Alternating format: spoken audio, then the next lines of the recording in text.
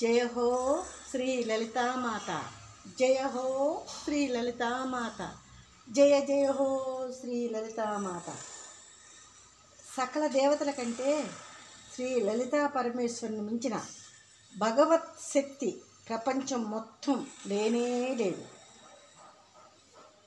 అందరి మనుషుల పట్ల, సమస్త జీవరాశుల పట్ల సమభావనతో నీ మనసులో ఉండాలి అని శ్రీ లలితామాత చెప్తుంది. ఏ దేవుడి శక్తినైనా మనం సందేహించవచ్చు, కానీ లలితాదేవి శక్తి పరాకాష్ట, పరాశక్తి పరాకాష్ట. అమ్మ అత్యంత శక్తిమంతురాలు. రాముడు అంత అందమైన వాడు ఎందుకంటే శ్రీ లలితాదేవి రూపం.